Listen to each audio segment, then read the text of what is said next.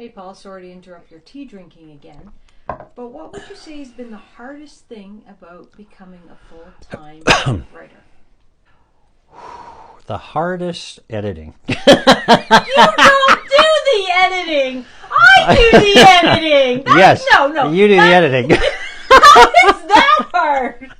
Oh, Well, when we have to talk about it. Yeah. So, I don't do the editing per se, you do the editing, but then we have to sit down together and decide, and, this often leads to heated discussions about particular edits, and it's very difficult to pour out your heart, in a sense, into the form of a book.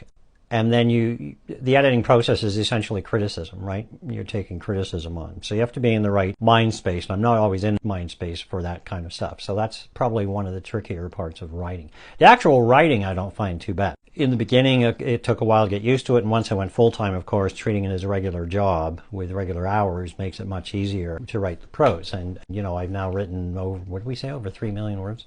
Over 3 million? Years ago when I tried to write, I always found conversation in a book to be the hardest part. And now I find that dialogue is actually the easiest part to write. Did you know your books are 60% dialogue on average? Some are as high as 75. Yeah, that's probably a little higher than some, but it goes towards the character development.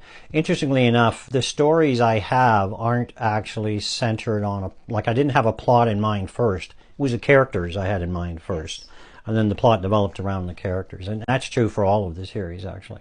I think Heir to the Crown, you had the characters, but you also had the plot, because we played out the whole scenario. But, you added so much more. It's such a richer landscape. Yeah, I wish I could play it again. So about 10 or 15% is the original plot, if you will.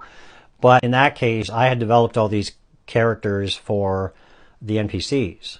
Gerald, Beverly, even Aubrey, they were all non-player characters, so I ran them essentially, so I had a better understanding of their characters. Some things were added later, like originally Aubrey wasn't a relative of Beverly, for example. That just sort of seemed to be a natural flow, and so that worked out quite well. But it's always been, the characterization has always been first and foremost for me. Well, that's like the Frozen Flame. You just had two characters from a campaign, just their names and what they could do. And now you've written book 7 based on two characters. Yep. No plot.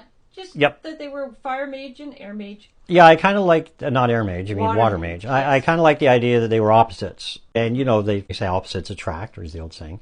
But just the concept. And then Natalia's background changed significantly, because in the role-playing game, she had an actual family, not this conspiracy-laden dark entity, or whatever you want to call it, that we have in the books. She just had a family, but it was very much based in a Russia-centric civilization.